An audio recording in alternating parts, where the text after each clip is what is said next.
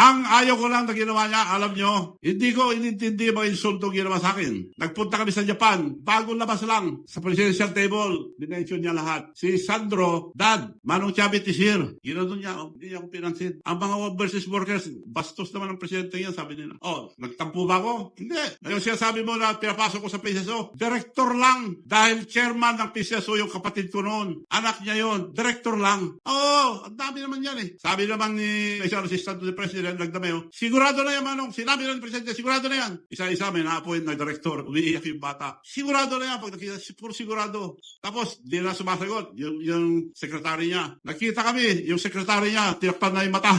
Wala naman tinupad. Nagalit ba ako? Hindi. Direktor lang. Ang laking naitulong ko sa kanya, hindi siya presidente, kundi dahil sa akin. Ba't ako galit? Ba't ako nainis sa kanya ngayon? Nung pinalis natin ang mga bases dito sa Pilipinas, it was approved by the Senate. Pagpunta niya sa States, pinabalik niya lahat, dinagdagan pa. At para tayong dinadala sa kumunoy. Alam niya na magkakagera ang China and Taiwan. Sabi ang China, we never invaded any country but Taiwan, we have to get it because it's ours. Binigyan sila ng 5 years. Ang Amerika, wag, laban tayo. Wag kayo bumayag, laban tayo. Pagkagaling ang presidente natin doon, binigay kagad ilang beses. Ang dami. Kung matuloy yung away nila, sinong bubugin? Tayo. Ang ngayon, iniinis pa niya ang China. Anong laban natin sa China? China is our neighbor. China is our friend. China is helping us a lot. Mabuti nga, tubig lang kinakanyon nila eh. May karapatan din sila doon dahil ang dami nag-reclaim, hindi lang tayo. Vietnam at ibang country. It should be diplomatic. Kausapin niya lang. Sosyo na lang tayo dyan.